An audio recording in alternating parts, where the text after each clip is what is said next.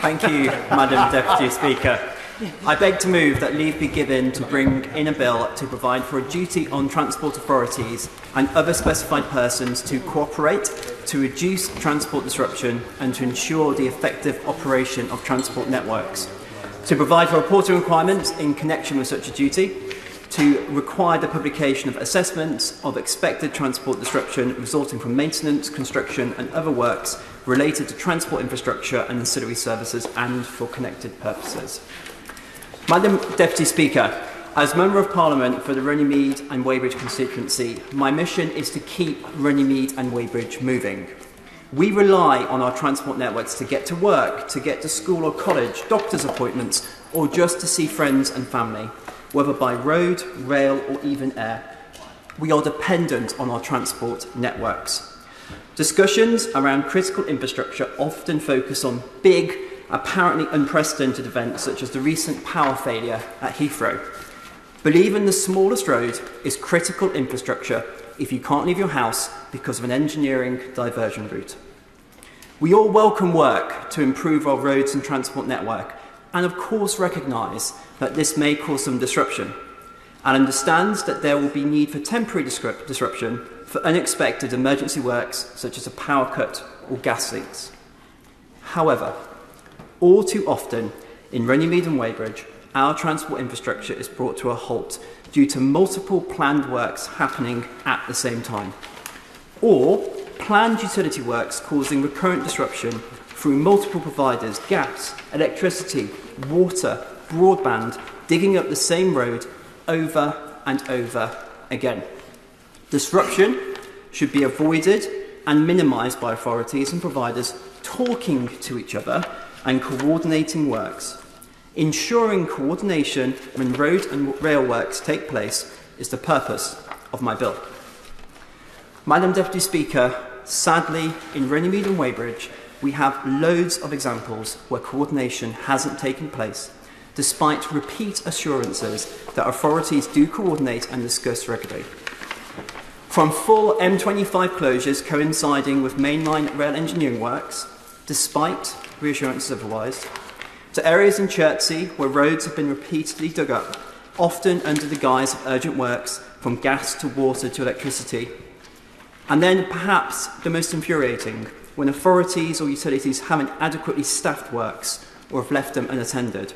So when the signals failed at Painshill Roundabout and separately in Weybridge, it took hours to resolve as they didn't have the right equipment or staff on site to fix the problem. Madam Deputy Speaker, we understand and expect that there will be some disruption, but I believe that better planning and coordination can prevent and avoid much of what we have seen locally. Now, Surrey County Council have been working hard to address issues on our local road network, and I thank them, and in particular Councillor Jonathan Huddy, for his leadership and work on this issue. Surrey have established a new task force to drive better coordination and communication of works across our road network. And Surrey, along with National Highways and 6 major utility providers, have called on the Department for Transport to make changes to systems and processes to reduce the negative impact of utility works across the county.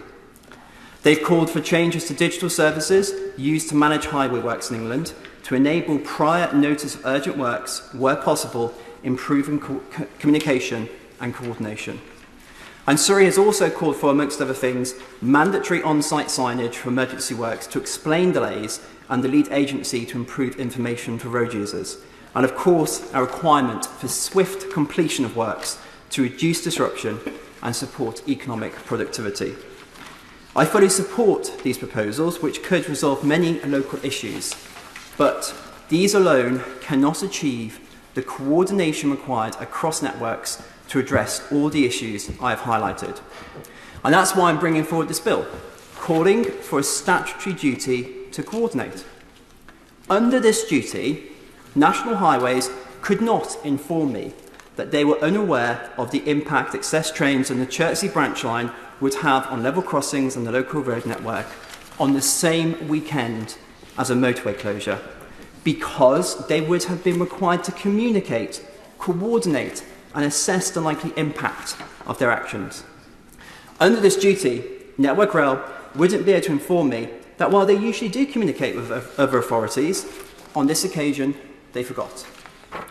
And combined with the work undertaken by Surrey County Council under this duty, utility companies would not be able to place repeated and unannounced works alongside major diversion routes with impunity.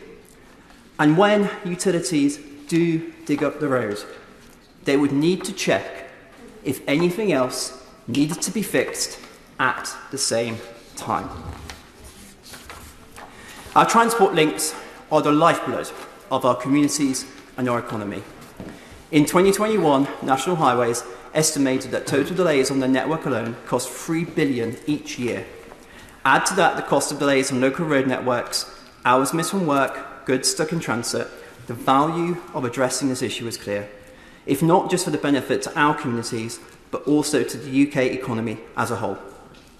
I ask the government and colleagues across the House to support this bill and the work of colleagues in Surrey to address these issues, to ensure our national transport infrastructure operates effectively and efficiently for all. Madam Deputy Speaker, let's keep Runnymede and Weybridge moving. Yeah.